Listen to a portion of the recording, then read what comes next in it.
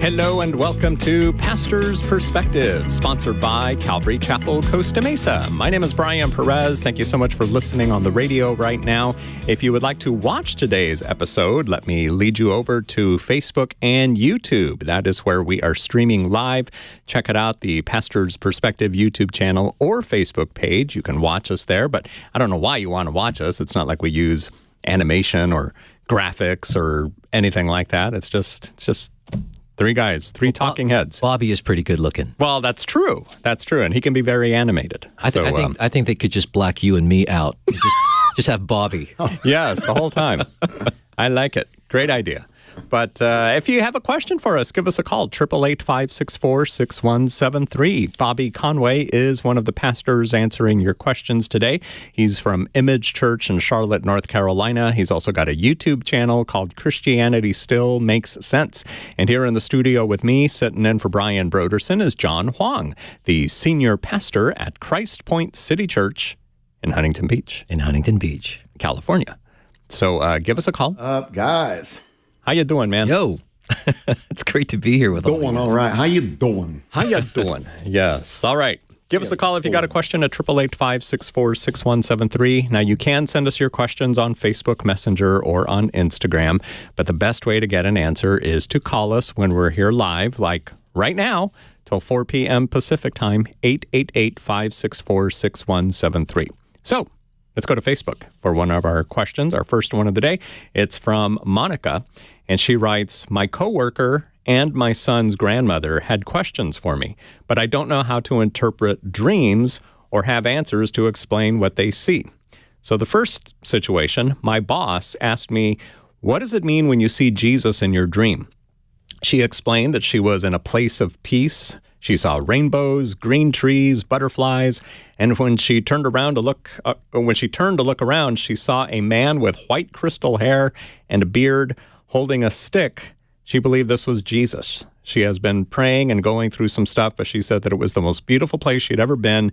She didn't want to come back. Meanwhile, my son's grandmother has been worried about her son, who is hospitalized and almost lost his leg. She told me that she had prayed and cried that God please not take her son. 2 days ago, she turned on her TV. It was all blue. So she turned it off and on again. This time, when she turned it back on, 2 angels appeared on the screen. Looking up, she wanted to know what it meant. They know how deep I am in my faith. They see the relationship I have with God. But I wish I knew how to interpret. That just isn't my gift. Could you help with these 2 things? John, what would you say? Do you interpret dreams, Tom? John? No, I don't. Oh, so never mind. Bobby will go to you. No, I'm the wrong person to ask on that one. But, it is interesting when you read the book of Genesis, and there's that story where there was a Pharaoh in Egypt who had a dream. And, reading the narrative of that story, we find out that it was prophetic about the years of plenty and the years of famine. And when Joseph was brought to interpret those dreams, Joseph said something I think that we need to really hold on to. And Joseph recognized, saying, listen, I'm not the one who can interpret dreams. God is the one who can do that.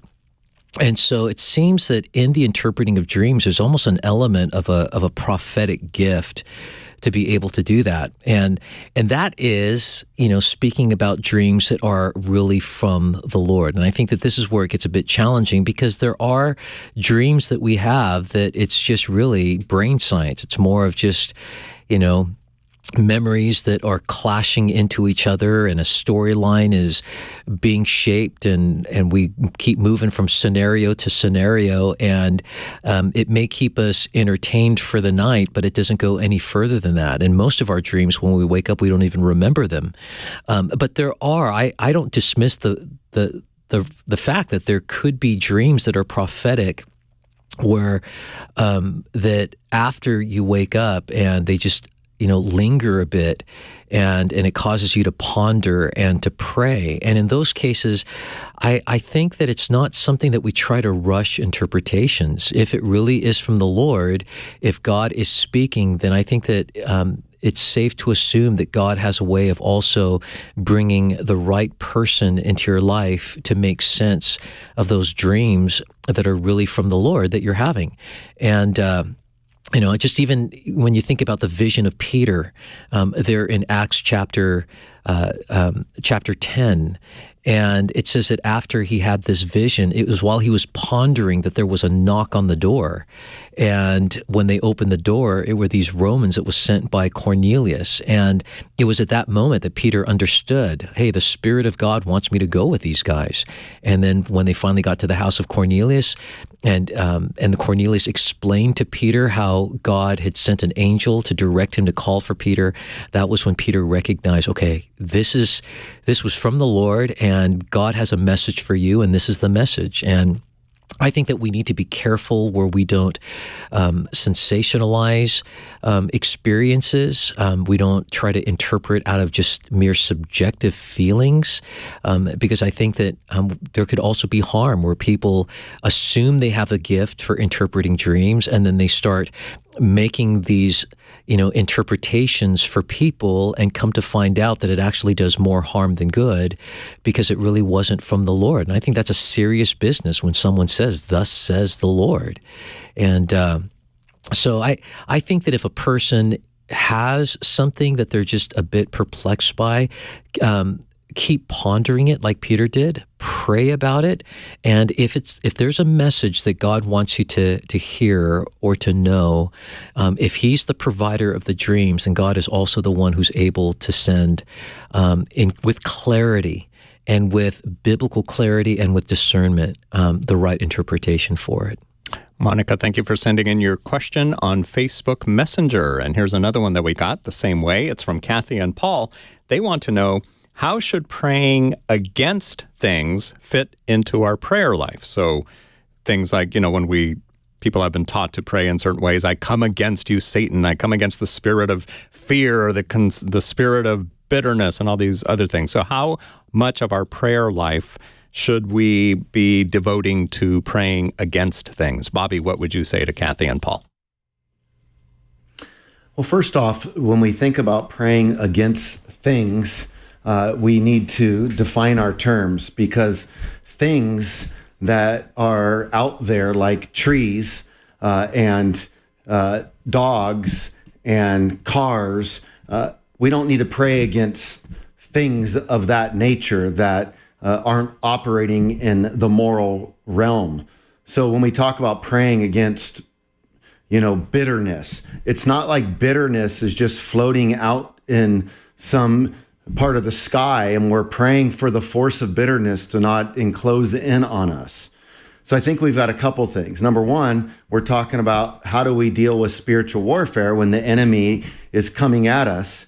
And we know, according to the scriptures, that we read in Jude, the Lord rebuke you. So that is kind of what we do. We look to the Lord and we ask the Lord to protect us. We don't look to getting in conversations or interactions or targeting, our threats or challenges to Satan or his minions. So that's one level. We take that to the Lord. The other level is then, what do we do with things like bitterness inside of us, right? That's a part of our which is a part of our fallen nature, our unrighteous anger, gossip, lust. What do we do with that kind of stuff? Well, I think that let's say yesterday, or let's say today, somebody had a bad day with anger, and you've been struggling with anger, and you're wondering, what can I do with that? I would say you could go home and you could just type in Google search Bible verses about anger. And you could just draw a circle on a clean sheet of paper. And I do this all the time for my practice of sanctification. Here's what I do to deal with my character defects, for example, to pray against them, to keep them at bay. Identify the different areas in your life that get you in trouble. Is it lust, addiction, gossip, anger? What are kind of those core areas that creep up on you? And then let's say anger is one of those, and today it's been on you. Well, then what I tend to do is I'll look up verses on that particular issue that I'm struggling with. If it's, being anxious, for example. And so you look up Bible verses on anxiety or on anger, and then just take 10, 15, 20 verses, look at them. And so you have the word anger in the center of a page. And then what I do from that is I start clustering about what does the Bible say? Well, be angry and do not sin. Anger can get you in a lot of trouble. A person that doesn't control his anger lacks self-control. So I start writing those things down because I'm trying to get my feel for what God says about this thing that I'm struggling with. And then I ask God to meet me in that, to help me. But then I also do a next step, and I create another cluster. And I ask this question. So the first question is, what does the Bible say about this particular issue? The second question is, how has this particular issue got me in trouble throughout my life? And so I think about how this has bothered me. And so anxiety. And I also have went back and I try to think, when do I first remember being anxious? What was that like in my life? And then I just try to think about the process of anxiety and how it's grown in my life and how it's impacted others in my life. And I just start writing things down. So if it's anxiety, for someone like me, I would be putting things like, what does it do? It causes me to struggle being present. It makes me worry about things that I shouldn't. It causes me to struggle trusting God with the future. And I start doing that. By the way, this will build out a great amount of wisdom for you in life as it relates to this. So then that's the second step, right? Well, the first step is identify your issue, the emotion or thought that bothers you. So what emotion or thought really troubles me? Number two, what does the Bible say about this emotion or thought? Number three, how has this emotion or thought impacted my life?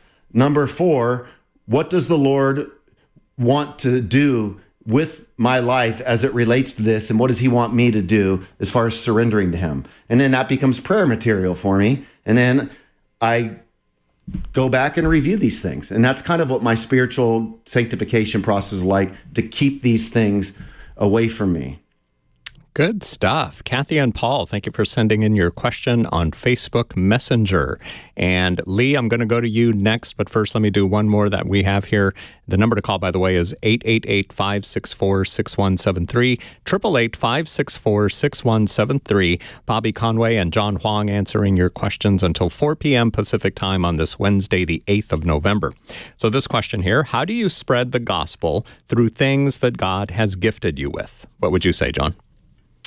Well, I think the most practical way is to serve others with those spiritual gifts. When you read Romans chapter 12, 1 Corinthians 12 through 14, and 1 Peter chapter 4, in every one of those cases, the Bible talks about using your spiritual gifts. Don't just let them remain dormant, but rather recognize those gifts and those talents that God has given you, and look for opportunities, look for ways that you can exercise those gifts in meeting the needs of people around you. And I'll tell you, there's something so beautiful when you practically come to people that are in need of help, and whether it's an encouraging word or whether they need practical help, like they're moving, or maybe it's someone that is poor that needs supplies, and you come and you bring those kinds of aid to them. I found that people are generally more open to listen to what you believe and the things that you want to share than those who merely just come at it from merely talk. And so spiritual gifts, what they do is they communicate the heart and the action of God in very visible, tangible ways to people that are in need. And I think that that's a great way to practice your spiritual gifts. And then when God opens up those opportunities for you to share with others the reason why you're benefiting them with those gifts, then that gives you an opportunity to bring in the gospel. Good stuff. John, thank you. Good stuff. Good answer. All right, 888-564-6173, 888-564-6173. And let's begin our time on the phones on this Wednesday afternoon with Lee, listening in Poway, California on KSDW, San Diego's home for worship and the word. Hey there, Lee. Welcome to the program. Yes, hi. Thanks for taking my call. Yeah, how can we help you? Well, my question was, in Scripture it says to cast your troubles upon God through prayer. And if you cast your troubles upon God, then do you continue to pray about the same thing? It seems like if you've cast your troubles on Him, then it should be over, but you basically continue to pray, and the same thing seems to bother you. Bobby, do we just cast our cares upon the Lord once, or how does that work? I wish it was that easy, Lee. Unfortunately, I think it takes a lot of pressing into the Lord as it relates to some of these struggles. So I would say, depending upon the nature of the care that we're casting upon Him, it will require greater sense of dependency. And so I would also say that if we're casting the same thing on Him every day for 20 years, then we need to think about what's broken in my growth process with the Lord. I like to think of my spiritual life as a garden, and having a metaphor can sometimes help us with spiritual growth. And so picture a garden, and a garden that's not cared for, it's not tended to, it just dies out, gets brown, there's death, the ground gets hard.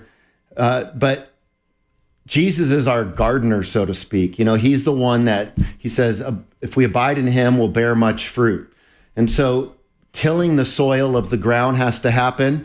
And then there's, putting the seed in, and then fertilizing, and then watering. And so there's this preparatory work where a lot of times we feel spiritually stuck. We're casting cares on Him, but it might just be that we're doing a lot of tilling work in our garden.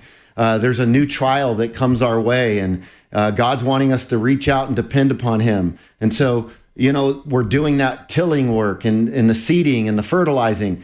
But what happens is sometimes Christians only go back to the garden, so to speak, their garden, and give attention to it when they're really in need. And what we really have to figure out is, how do we cultivate the garden every day? And so there's year-round work in our yards, right? You till the ground, you fertilize, you seed, you water it, you prune, and then you see fruit eventually, and then you take the fruit off. And I think that there's certain qualities when we identify these cares in our life, these struggles in our life, these character defects even. What we'll find is, hey, some of the trees in our garden are really flourishing, while others are just dead and need some attention. And that's what quiet times do. That's what placing us before the Lord. It says we need God to be the tender of our garden. He's the vine dresser. We need Him to do work on us. And so when we don't do that kind of work, it becomes problematic. But similarly, if you keep planting, if you keep putting seed down, fertilizing, and then the grass just remains dormant and never grows, then something's not working.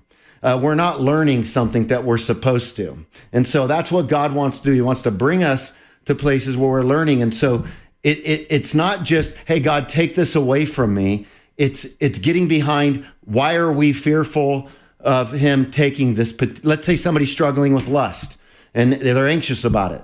Well, why do I hold on to my lust? What am I fearful in letting go of my lust? What kind of, and then you start identifying, what kind of problems is the lust causing me? How is it imprisoning me?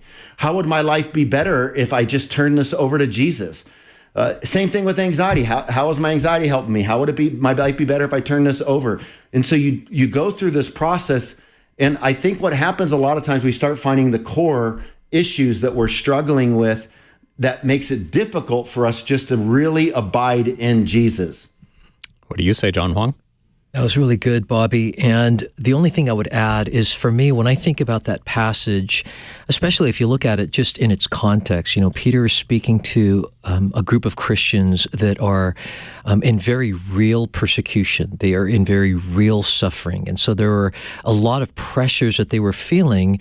And Peter exhorts them to cast all their cares. Think about your anxieties, like Bobby mentioned, your worries, the thing that caused you to be afraid, all those things onto the Lord, because someone's going to have to carry the weight of all of those anxieties and worries and fears. And the question is are we going to trust God enough to believe that He's got strong enough shoulders and a broad enough shoulder that we can throw on Him all of those things that without His help and without His care would normally cripple us, debilitate us, derail us?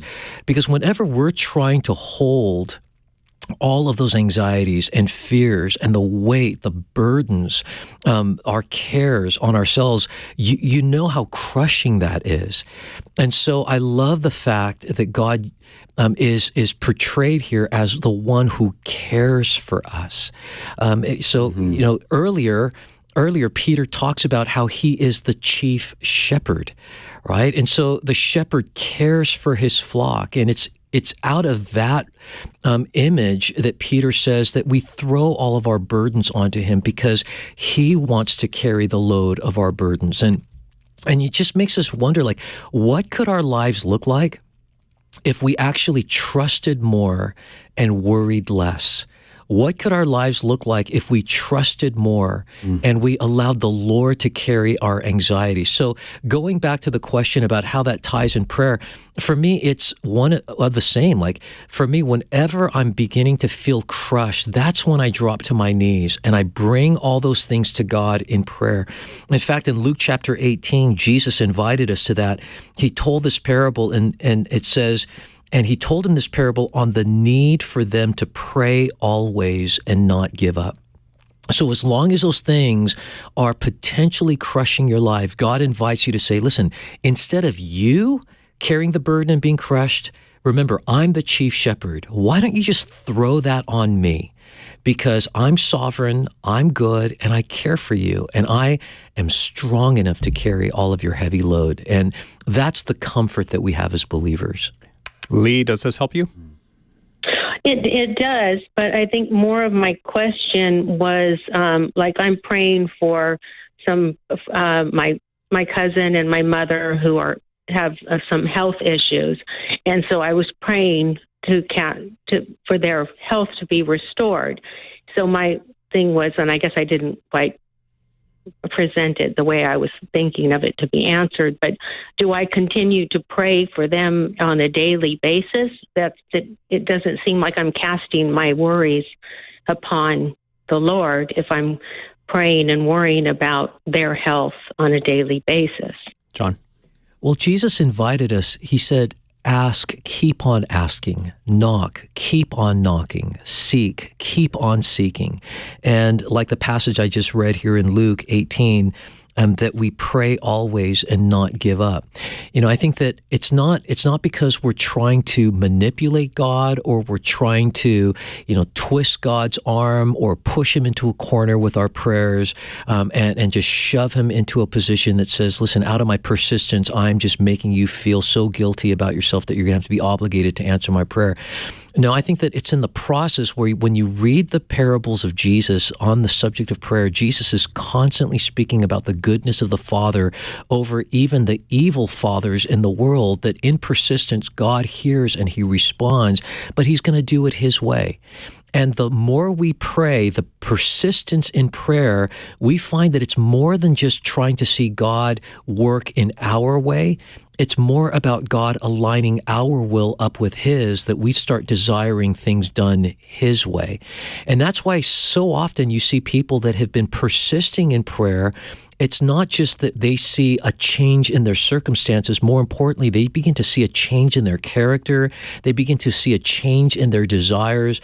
They begin to see how at the end, it's like, I want God's glory to reign supreme here. And what is that going to look like in the lives of the people that I'm praying for? Can God heal? Absolutely. But how God wants to work, that's something that is His prerogative. And so often in prayer, God is aligning up our will with His through the process of persistent prayer.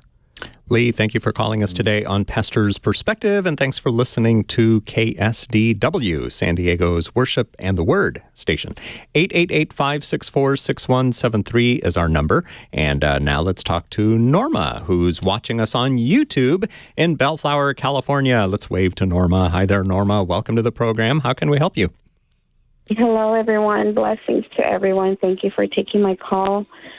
The reason that I'm calling is because I'm trying to get more of an understanding. So my understanding now is that we are made of three parts, which is body, soul, and spirit. And when a person passes away, the spirit returns to the Lord. Their soul goes where it's going to go, and the body is the one that pretty much disintegrates and the process of dying. But my question is, when a person donates their organs, I've been watching series and just reading on just scientific things about it. And what I'm being taught about that is that there's still an essence of life of that person passed away in those organs. So my question is, what is the truth for us as believers, and is a part of that person that donated their organs being part of the other person that's getting the organ? Okay. Bobby Conway, what do you say about organ donation? Great question, Norma.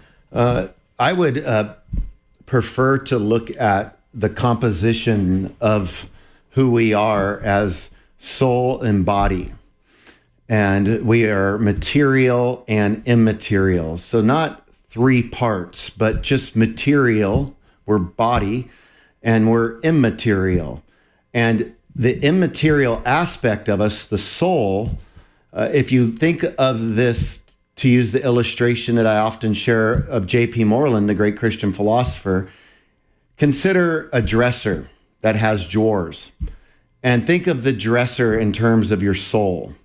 But then the drawers would be things like your spirit, which communicates with God, your emotions, with what you feel, your will, you make decisions with, your reason, what you think with. And so therefore, that would be a way of seeing this. On an immaterial level, you have a soul, and within the soul is the spirit.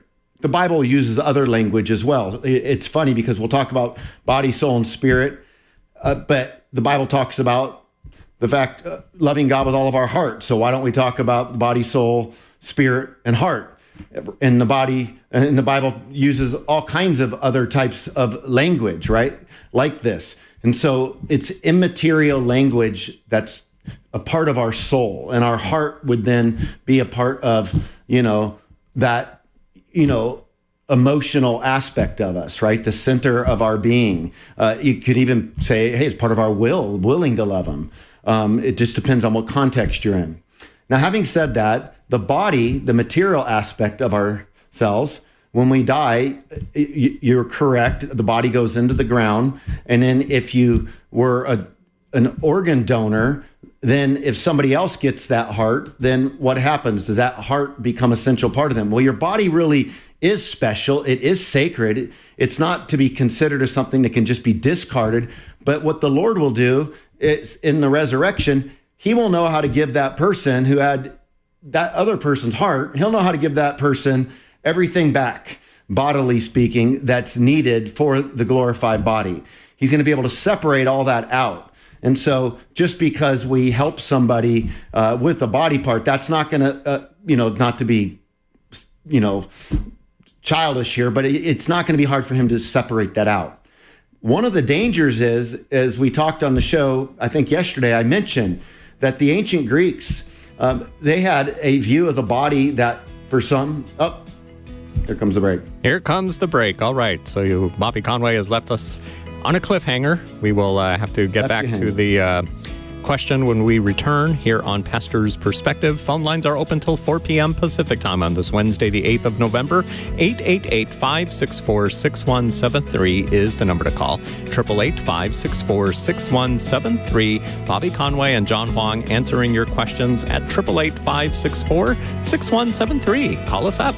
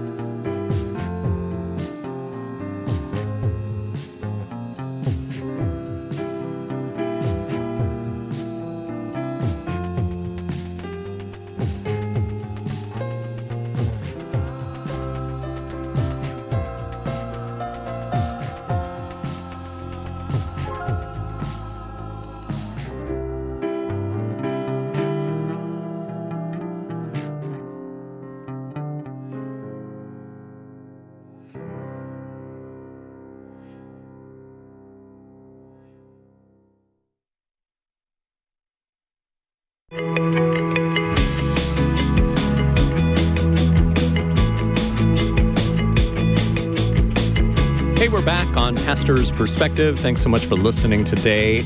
888-564-6173 is the number to call. Thanks for watching as well. We're on Facebook and YouTube, streaming live until 4 p.m. Pacific time. My name is Brian Perez. We've got Bobby Conway and John Huang here to answer your questions. We got a call from Norma, who's watching us in Bellflower, California on YouTube. And we do thank you for that call, Norma. Bobby was in the middle of answering your question when the music started, so we had to take our break. But take it away, Bobby Conway, on this discussion about organ donation. Yeah, so as I was saying, God will be able to, regather our bodies for his purpose in eternity.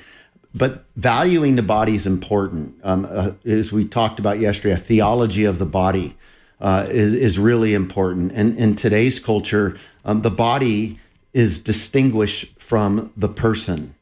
And this is problematic.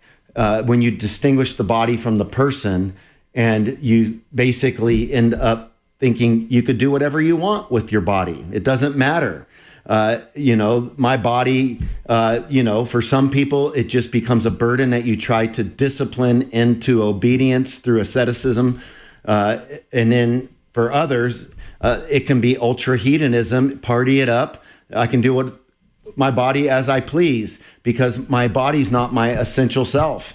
My body's not going with me into eternity. So like you take, some belief systems that, like Scientology or Hinduism. In Hinduism, you'll have, and Scientology, you can come into all kinds of different bodies through reincarnation. It's the soul that really matters. But the problem is what we do with our body impacts our soul. And if we don't realize that there is a body-soul connection, then we might make decisions for our body that are hindering our soul. And so then how it plays out, if you distinguish person from body, then that's what happens with the pro-life and pro-choice argument. Well, yes, it's a body, but it's not a person until it has an ability to have, rational thought and to make decisions for itself and so on and so forth. Well, you can see how this plays out if you reason in that way. If you reason in that way, then the baby can be aborted because it's just a glob of matter. It doesn't really matter because it's not a person yet. Or if somebody is elderly, you have euthanasia, that you're distinguishing between, the body and personhood. Or you can take all kinds of things as it relates to, our gender. You can have 100 different pronouns that are out there because your body is not a part of your essential self. What your essential self is what you feel. And you got to be authentic to your feelings and live out your feelings. And that becomes the ultimate. And so that is what happens to us in a culture. And it's a real mess. It's a shame to see what's happening in today's culture. I mean, think about our values, how much they've shifted. We've went from having family values. And if you talk about family values, that's problematic. We've went from believing in marriage in a home between a man and a woman. Now, if you believe that, you're bigoted.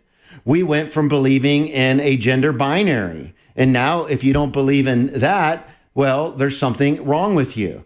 Even the early church, you can look and see that the early church, we have writings that were out that abortion was wrong, right? And so now, if a woman wants to have the baby and she calls it her baby, then great. But if she deems that it's not going to be her baby, then it's not a baby. It's just a glob of tissue that can be discarded with. And so basically, it's what the woman decides with her body about the body growing inside of her. And so all this kind of ethical stuff is in our culture. And now today, we value things like pornography, sexuality, expressing your true self. And we're just deconstructing all these other things that used to hold us intact. Now, I have a question because this comes up often. A question that we get is about cremation. And people will say, well, wait a minute, if I get cremated and the rapture takes place, how is, the Lord going to take my body if it's scattered all over the ocean or up in the mountains or wherever? So this is a similar question here that Norma had where, it's organ donation. So your heart or your kidney or something might be in somebody else's body. So it's the same kind of thing. Yeah, and I think this is where we go back to Genesis chapter 1, and we read those opening verses. In the beginning, God created the heavens and the earth, and if we can believe that, then we shouldn't have any problem with how God is going to bring about that bodily resurrection. It's like the illustration that we've heard growing up about the Christian who dies, and then the body decomposes, and then it mixes with the soil, and then the soil gives birth to the grass, and then the cow comes and eats the grass, and then digests the grass, and then the milk is produced, and someone drinks the milk, and then what happens to the resurrection, right? And then to that question, right. I think Jesus would respond the same way he did to the Sadducees: "You do not understand the resurrection nor the power of God," right? And so. None of these things trip God up. And I think that, for me, recognizing that if God could create the heavens and the earth out of nothing, then I shouldn't have a problem in understanding that God knows how he's going to bring about the resurrection of the body in the future. For sure. Norma, thank you for your phone call today on Pastor's Perspective. Now let's go to Katie, who's in San Diego. And Katie listens to the program on a podcast. So she's going to listen to today's podcast later and hear herself. Katie, welcome to the program. Thank you. Thank you for taking my question. So my husband and I are trying to define the line between showing the love of Jesus and having some healthy boundaries with some toxic non-Christian family members. as the first Christian in the family on his side, there's a strong conviction for us to show grace and love and what it looks like to be a Christian and have a level of unconditional love. And yet, at the same time, there are generational cycles that need to be broken and boundaries that need to be put in place. Recently, our trust was broken when his mother kept some unhealthy decisions secret, and it was a very dangerous moment where we realized that love and boundary conversation really needed to happen. And so we do want to foster continued relationships there, but we also need to keep 3 small children safe. And so we would love your thoughts on love and boundaries. What boundaries would you put in place if it was your family, and how do you communicate those while still showing the love of Christ? Yeah, Bobby, we'll start with you on this one. What do you say to Katie? Boundaries can be challenging because it establishes borders and rules for the relationship, right? My wife has often said, you teach people how to treat you. And sometimes boundaries go up because they're needed. And it can feel unfortunate when we have to come to that kind of a place. You'd like to think that there is no need for that. Every relationship, though, has unspoken boundaries, even in my marriage, right? Like if there's a boundary that I can't come home and if I'm mad, slug my wife. So that's an unspoken boundary. So we're all operating with boundaries in our relationship, whether they're spoken or unspoken, but sometimes you have to speak the boundaries out because the unspoken boundaries are being crossed. And so therefore you have to define them. When you do define them, then that can create relational tension because the unspoken values of the relationship according to the other person might look different. And so then it might create some arm wrestling that has to take place, right? And that's really challenging. And so ideally, identify the areas where you're feeling threatened, where you're feeling that the relationship is challenging. And then I would say, hopefully your first approach before laying out boundaries is the conversations of, I'm feeling these types of things. And hopefully without even having to talk in terms of boundaries, you can just create some relational structure that keeps the relationship healthier. If that doesn't take place, then you can say, look, we've talked about this before, and this has continued to be violated. This is going to have to happen. But then boundaries come with attached consequences.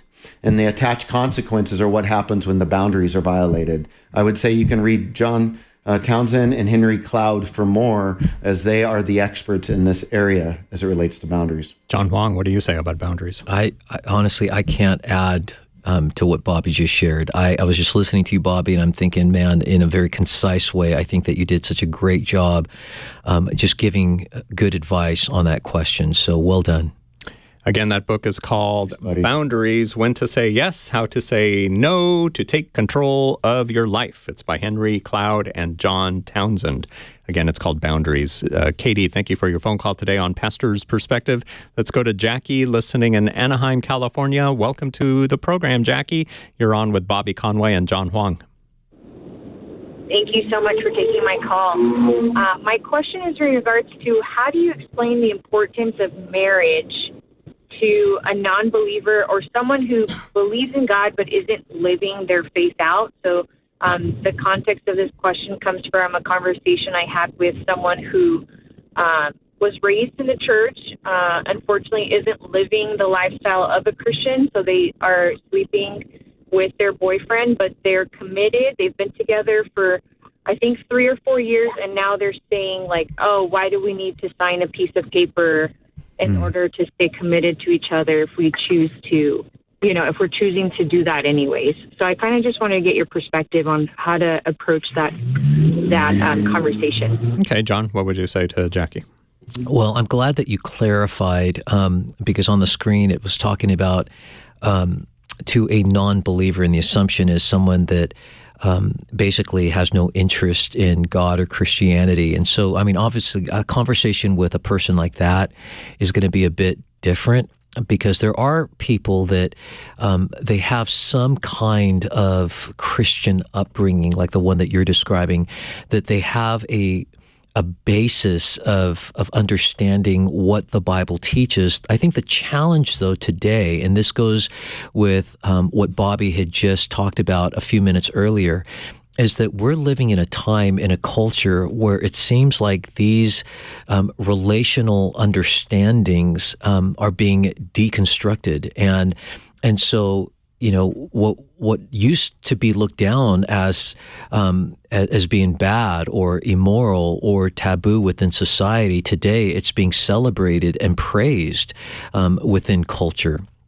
And so, you know, when you look at how people are thinking about marriage, and the divorce rate increasing, and people, walking into marriage without the expectation that this is something that's going to last. It's almost like people are walking into it with the expectation that divorce is just going to be right around the corner. It just makes things hard. And so, you know, I've been having, to think through stuff with people that for them, it's like all they've ever seen growing up at home was just everything bad, everything wrong about, in their mind, what they would label as marriage, that it all ended up in divorce. So their whole point is, then what is the point? Why would we want to even subject ourselves into that? And so then that just becomes the new cultural norm for them. And the problem, however, is one big issue for someone who claims to have a Christian upbringing is, number one, it goes against God's will, God's plan for marriage. Since the book of Genesis, we see that God's plan was one man, one woman in a covenant relationship, not only vertically with God, but with each other. And, you know, when the question comes up, well, it's only a piece of paper. Well, that piece of paper means something, right? Mm-hmm. Like, could you imagine, like, if as an immigrant coming into the United States and someone says, hey, are you going to apply for your citizenship? And because there's a whole world that is going to open up when you're legal in the country. Oh man, it's just a piece of paper, right? Mm-hmm. That little piece of paper that I have as someone that was born in South Korea and moved to the United States, that piece of paper means something. Or when I graduated from seminary, and sure, I could have just looked at my education and say, well, I paid lots of money into it and whatever, but I got a piece of paper at the end saying you graduated, and that piece of paper means something. And man, if something like graduation means something, how much more the life issues of a covenant relationship means something. Because even in speaking about divorce, Jesus talks about a certificate of divorce, which means that there is a process for a couple that wants to divorce. They've got to go through something, and there's a certificate that's issued saying that marriage is now officially over, which means that there is something legally binding in that marriage union. But for God, it's more than just the legal. It is a covenant between God and between each other. I mean, that's the whole purpose of these vows. And so, like, when you've got two people just living together, there are parameters, safety parameters that are missing. One is, like I said, that covenant relationship, that serves as parameters, borders, boundaries for trust, for safety, for protection, for provision. It's the whole till death do us part. I mean, that is something that you do not get from a covenant-less, vow-less relationship. And that means that the field is wide open. So if adultery comes in, or if a person just says, you know what, I'm just tired in this, I really don't feel like I love you anymore. I mean, the field is wide open. There are no parameters, and they leave. And there are emotional and destructive things that happen on an emotional level and things like that. So I mean, this is a conversation, obviously, we can just keep going on and on about. But at the end of the day, when it talks about divorce, Jesus said that Moses issued that certificate of divorce because of the hardness of your heart. And I really believe that also applies to people, that when they clearly know what God is saying about the marriage union, I think that one of the biggest challenges of why people are pushing back against it, it's not because of lack of information in Scripture. It's because of the hardness of heart. And people just want their self-ruled, self-government. They want life their way. And the problem is when you introduce Jesus as a king into your life and Jesus has a kingly order, then unless you're willing to follow that, then there's going to be mutiny. People are just going to say, no, I don't want Jesus to be my king. I want to be my own king. And that means I want to establish a kingdom my way, have my freedoms, have my agendas. And that's how someone who says they are a Christian or have grown up in a church is able to move in that direction. And it's just an unhealthy place to be. Bobby? Yeah, I don't have anything to say except that's just so spot on, John. That's what I have to say. So that was a contradiction. I don't have anything to say, and then I proceeded to say something.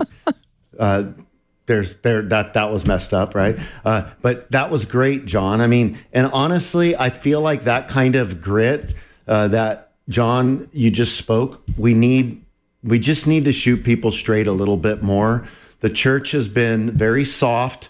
The church has been too concerned about ruffling feathers. And I hate it. I don't want to ruffle anybody's feathers. I want to be liked by people. I can fall into people pleasing. Man, I hate that thought. On Sundays, I'm standing up at times going, I realize the way I'm talking right now cuts so against the grain of our culture. And I feel so naked and vulnerable and exposed, but this is my calling. And I have to be honest with you. And I just feel like we have spoon-fed a generation of Christians and candy-coated their Christianity for them. And unfortunately, everybody sees themselves, as John said, their own authority, and that's just not good. We need to, we're not our own. In fact, our bodies are not our own. Right. 1 Corinthians 6 says, your body is not your own. You are the temple of the Lord. And it uses the Greek word nous, referring to the Holy of Holies. The Spirit of God indwells in our bodies, and we can realize that if Paul was willing to obey the laws of the land under Nero, then how much more even should we follow protocol for getting a certificate? And how much more should we proudly want to stand up before people and say, this is before Jesus, this is what this is about, and walk with him. So I guess I did have something to say, but really, I'm glad you said it, John, Bobby. in a good way. Yes, thank you for sharing, Bobby Conway. Jackie, thank you for calling us today on Pastor's Perspective. Now we're going to go to Allie, who is listening to the program on our flagship radio station, K-Wave 107.9 in El Monte. Allie, how does 107.9 come in El Monte? Hi, how are you guys? Thank you so much for taking my call. You bet. Does the signal come in okay there? Yes. Can you guys hear me? I hope you guys can. Yeah, but I'm wondering, can you hear the radio station okay in El Monte? Oh, yeah. Yeah, it's pretty good. Awesome. Because we're also on AM 1110. So I just wanted to throw in a little commercial that we're on AM 1110 and FM 107.9 in Southern California. So if 107.9 gets spotty or staticky, you can switch over to AM 1110. So how can we help you today, Allie? Yes, so I'm married, and my husband is basically atheist. He respects the fact that I'm Christian, and when he met me, I was always clear about my faith. It's been a year since I married him, and he has never questioned me or said anything when I pray at night. So my question is, how do I keep a healthy relationship with my husband in the future? And what is your advice? I, in my faith, believe and pray that God will open up his mind and his eyes without me pushing religion on him. But I do want to make sure, what to do if things were to get a little bit tough. Now, Allie, was he always an atheist when you guys were dating, or was he a Christian at some point? So he's basically Catholic, but his family grew up, I guess, how they grew up with that religion. Then he went to school, and he's a math teacher, and I feel like once he started getting into school, that kind of got into his head. That's what I think. And then he just kind of concluded that if you can't see it, he won't believe it, or he has an explanation for everything. Interesting. Bobby Conway, what would you say to Allie? First, some advice on how to stick with this relationship, and also maybe if her husband happens to be listening to this episode. Okay. One quick question, because I want to get at there's lots of types of atheists. There's atheists that don't believe in objective morality, like Friedrich Nietzsche. There's atheists that believe in objective morality, like Sam Harris or Eric Willingberg. There's atheists that are nihilists, like Albert Camus. There's atheists that are existentialists, like Jean-Paul Sartre. So what kind of atheist is your husband? Does he believe in values? Does he believe in an ethic that looks similar to the Judeo-Christian ethic? Yeah, he's more of a Einstein kind of atheist, where he feels like science explains it all. So that's it. Because if science explains it, that's the only way. Because he's the only one. If you can't see it, you can't believe it. There has to be an explanation for everything. Okay. All right. That's helpful. I mean, because even if he doesn't believe in objective morality, but he's still living as if there is objective morality, then you have a better chance of having an objectively good relationship. Now, if you're in a situation where, he's believing in scientism, I mean, that's problematic, obviously. Scientism is the belief that science can answer everything. But even, just the whole idea, the statement science can answer everything isn't a scientific statement. So it can't answer the statement that science answers everything. So it's self-refuting. I would say things that hopefully you could agree on is a set of family values. Okay, you're now an atheist. I'm a Christian. What's it going to look like for us to have values of togetherness? Do you value telling the truth? Do you value being loyal to me? Do you value not looking at pornography? I would say you're going to want to you want to hone in on some values that you could agree on together, and then once you kind of have those family values, at least that can be something. As Christians, you have the Bible, and you come together, and that's your value statement. Well, if he doesn't have that, then you want to have something independent of yourselves that you try to put down on paper that can guide your relationship so that you guys can be one. And so you would say something like, what our goal in marriage is to be one, to have intimacy. What does that look like? Of the Christian values, this is what a marriage is. Are you willing to go by that? If not, what do I need to prepare myself for? And so you want to know what you got yourself into in this particular situation. And so this is not an easy answer. There's so much more that I could say, especially as it relates to challenge. I think atheism is the weakest worldview and most unintelligible worldview on offer. To believe that nothing took nothing and made something is just absolutely unintelligible. Atheism can't explain consciousness. It can't explain objective morality. It can't explain free will. It's a brainwash system that's come down from academia, and unfortunately it's captured a lot of people. I wish you all the best, and I wish we had more time to chat. Allie, tell your husband to call us tomorrow. We would love to chat with him. We're going to be here for 2 hours tomorrow between 3 and 5 p.m. Pacific time, so have him call us tomorrow. And everyone else that we couldn't get to today, really, really sorry about that, but we will be here tomorrow from 3 to 5 p.m. Pacific time, and we look forward to talking to you then. For Bobby Conway and John Huang, I'm Brian Perez, and Pastor's Perspective was sponsored by Calvary Chapel, Costa Mesa.